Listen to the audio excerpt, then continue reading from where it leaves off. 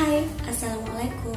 Aku Fani Teresa Putri, NIM 120380002, Prodi Desain Komunikasi Visual Institut Teknologi Sumatera. Di sini aku lagi mengulik tentang manajemen. Kalian tahu nggak sih apa itu manajemen? Oke. Yang tidak tahu, aku akan memberitahu beberapa tentang manajemen.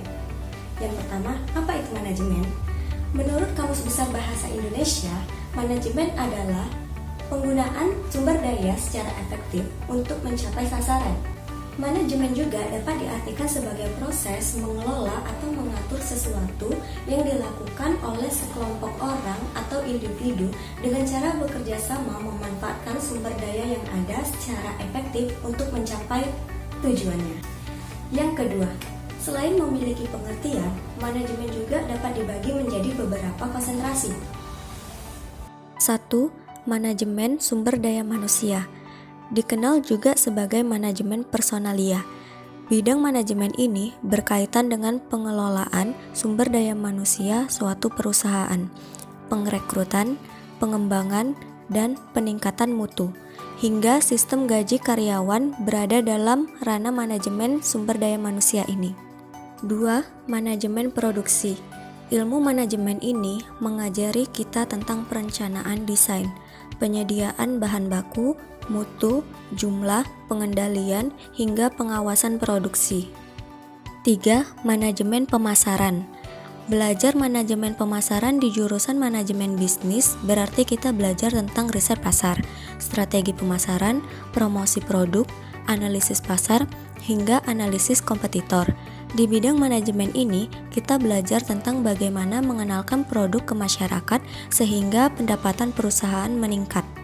4. Manajemen informasi. Informasi yang memadai merupakan salah satu faktor penting dalam setiap pengambilan keputusan perusahaan. Itulah sebabnya manajemen informasi dibutuhkan. Jika kita memiliki interpersonal skill yang baik dalam berkomunikasi, menguasai bahasa asing, dan akrab dengan teknologi digital, bidang manajemen ini patut dipertimbangkan untuk dipilih. 5. Manajemen strategis. Ilmu yang dipelajari tentang penyusunan, penerapan, hingga evaluasi berbagai kegiatan perusahaan. 6. Manajemen administrasi. Manajemen administrasi lebih dekat kaitannya dengan ilmu akuntansi. Dalam manajemen administrasi, kita mengumpulkan, mencatat, dan mengelompokkan data untuk keperluan manajemen-manajemen lain. 7. Manajemen keuangan. Di manajemen bisnis, pasti takkan lepas dari manajemen cash flow atau keuangan. Yang kita pelajari dalam manajemen keuangan antara lain tentang investasi, laba perusahaan, laporan keuangan, dan tentu saja pengelolaan aliran uang keluar dan masuk di perusahaan. Yang ketiga, karena aku dari desain komunikasi visual, ada pertanyaan, mengapa dalam suatu industri kreatif atau desain komunikasi visual memerlukan manajemen? Ini aku kasih tahu ya. Karena dalam ranah industri kreatif, khususnya desain komunikasi visual, pengetahuan manajemen sangat diperlukan karena di dalamnya memiliki beberapa subsektor seperti desain grafis, web design, copywriting, ilustrator, dan masih banyak lagi. Maka dari itu, kerjasama tim diperlukan dalam industri kreatif.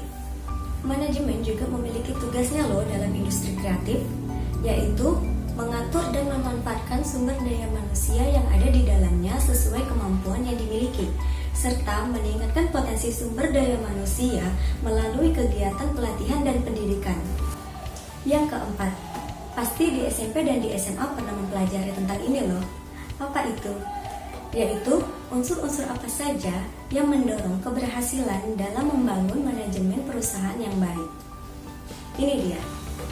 1. Man.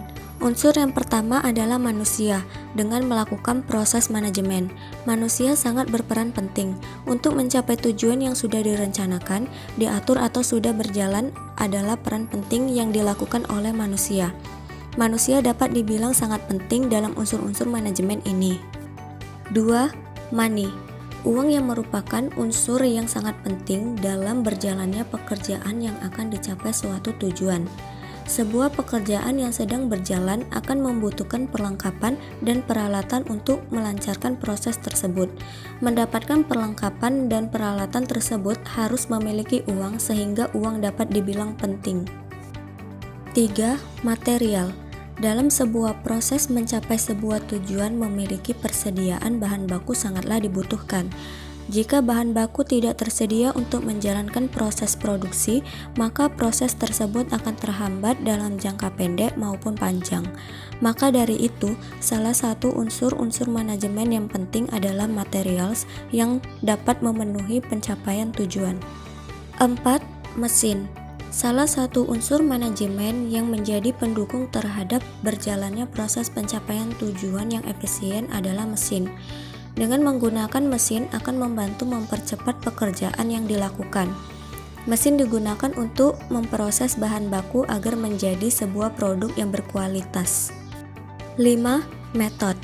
Sebuah metode yang digunakan untuk menjalankan proses manajemen dapat dilakukan dengan pemikiran manusia, sehingga metode dapat membuat proses tersebut lebih mudah dan cepat selesai dalam mencapai tujuan yang efisien. Metode terjadi karena munculnya unsur-unsur manajemen di atas untuk melakukan proses dengan lancar. 6. Market. Unsur yang membuat lancar proses produksi adalah pasar. Karena pasar dikunjungi banyak konsumen yang akan membeli produk tersebut. Adanya pasar membuat produksi terjual dan dapat diketahui kekurangan dan kelebihan dari produk tersebut. Dalam hal ini, sebagai pembuat produksi dapat memperbaiki dan mempertahankan kualitas. 7. Menit atau waktu. Waktu mungkin merupakan aset yang paling berharga dan memerlukan peninjauan proses perencanaan manajemen dan Anda harus menggunakan waktu seefektif mungkin. Misalnya, berapa lama waktu yang Anda butuhkan untuk membuat dan mengenalkan produk baru ke pasar, dan seberapa responsifkah bisnis tersebut terhadap tekanan persaingan. Oh, sudah ya? Selanjutnya, masuk yang kelima. Apa ciri-ciri perusahaan yang memiliki manajemen yang baik? Perusahaan yang memiliki manajemen yang baik dilihat dari budaya yang baik pula dalam hal kejujuran, transparan, dan responsif. Itulah pentingnya diadakannya kegiatan pelatihan untuk meningkatkan mutu sumber daya manusia. Kegiatan organisasi yang bermanfaat, adanya perencanaan, pelaksanaan, evaluasi dari setiap kegiatan yang disertai dengan feedback dari tiap anggota. Memperhatikan kinerja produksi, baik efektivitas maupun efisiensi. Adanya inovasi dan persaingan dari individu yang sehat, serta kerjasama tim yang baik. Yang keenam, apa standar manajemen yang baik itu? 1. Struktur dan tanggung jawab. 2. Pelatihan, kepedulian, dan kompetensi. 3. Kesiagaan dan tanggap darurat, terutama terhadap bencana alam atau hal-hal di luar rencana. 4. Audit sistem manajemen lingkungan. Yang ketujuh, aku akan memberikan 2 contoh perusahaan dengan manajemen yang baik, serta aku akan menceritakan bagaimana mereka membangunnya. Yang pertama, Facebook. Di posisi kedua ada sang raksasa teknologi pendatang baru, Facebook Inc. Perusahaan yang kini memiliki jumlah karyawan kurang lebih 17.000 orang ini dinilai memiliki manajemen HR yang sangat baik. Meskipun bisnis Facebook kian meluas, manajemen perusahaan dinilai berhasil menciptakan budaya kerja yang terus berkembang dan sehat. Facebook juga dikenal haus akan inovasi dan memiliki manajemen yang jelas terkait perekrutan karyawan baru. Yang kedua, Apple. Sebagai penutup, ada Apple yang menjadi perusahaan dengan sistem manajemen HR terbaik saat ini. Perusahaan yang bergerak di bidang teknologi ini berhasil meraih predikat tersebut karena dinilai memiliki budaya kerja yang kuat serta disiplin. Fasilitas kantor yang amat memadai dengan dukungan berbagai tunjangan juga jadi tujuan banyak lulusan baru atau profesional muda untuk berkarir. Nah, itulah beberapa penjelasan mengenai manajemen. Maaf atas kekurangan dari penjelasan aku tadi. Kalian bisa mengulik lebih jauh tentang manajemen dari situs-situs web lainnya. Semoga penjelasan aku tadi memberikan manfaat bagi kalian. Sekian dan terima kasih. Dadah.